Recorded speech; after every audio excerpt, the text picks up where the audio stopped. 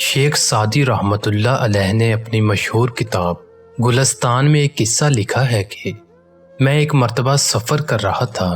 سفر کے دوران ایک تاجر کے گھر رات گزارنے کے لیے قیام کیا۔ اس تاجر نے ساری رات میرا دماغ چاٹا۔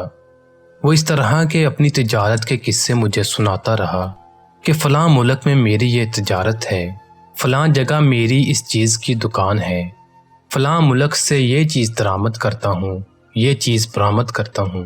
ساری رات قصے سنا کر آخر میں کہنے لگا کہ میری اور سب آرزوئیں تو پوری ہو گئی ہیں اور میری تجارت بھی پروان چڑھ گئی ہے، البتہ اب صرف ایک آخری سفر کرنے کا ارادہ ہے۔ آپ دعا کریں کہ میرا وہ سفر کامیاب ہو جائے، تو پھر اس کے بعد قناعت کی زندگی اختیار کر لوں گا اور بقیہ زندگی اپنی دکان پر بیٹھ کر گزاروں گا۔ شیخ سعدی رحمۃ اللہ علیہ نے پوچھا کہ وہ کیسا سفر ہے؟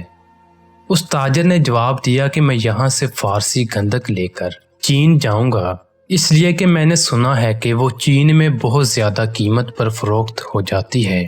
پھر چین سے چینی برتن لے کر روم میں فروخت کروں گا، وہاں سے رومی کپڑا لے کر ہندوستان میں فروخت کروں گا، اور پھر ہندوستان سے فولاد خرید کر حلب میں لے جا کر فروخت کروں گا، حلب سے شیشہ خرید کر یمن میں فروخت کروں گا، پھر وہاں سے یمنی چادر لے کر فارس آ جاؤں گا۔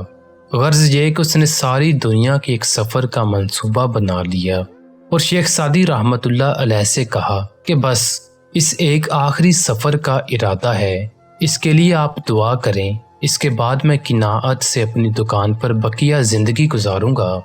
اس وقت بھی یہی خیال ہے کہ سب کچھ کرنے کے بعد بھی باقی زندگی دکان پر ہی گزار لے گا۔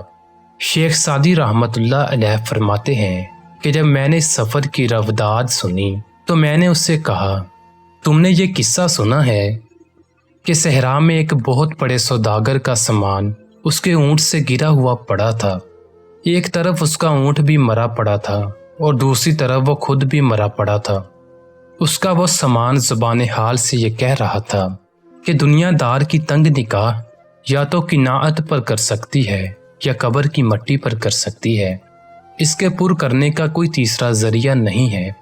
یہ واقعہ بیان کرنے کے بعد شیخ سعدی رحمۃ اللہ علیہ بیان فرماتے ہیں کہ جب دنیا انسان کے اوپر مسلط ہو جاتی ہے تو پھر اس کو کسی اور چیز کا خیال بھی نہیں آتا۔ یہ ہے دنیا کی محبت جس سے منع کیا گیا ہے۔ اگر یہ محبت نہ ہو اور پھر حق تعالیٰ اپنی رحمت سے مال دے دے اور اس کے ساتھ دل اٹکا ہوا نہ ہو اور وہ مال حق تعالیٰ کی پیروی میں رکاوٹ نہ بنے اور وہ مال شریعت کے احکام بجا لانے میں صرف ہو، اس کے ذریعے انسان جنت کمائے، تو وہ مال دنیا نہیں ہے، وہ مال بھی آخرت کا سامان ہے۔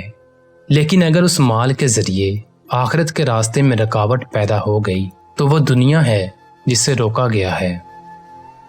اس پیغام کو دوسروں تک پہنچائیے تاکہ اللہ کسی کی زندگی کو آپ کے ذریعے بدل دے۔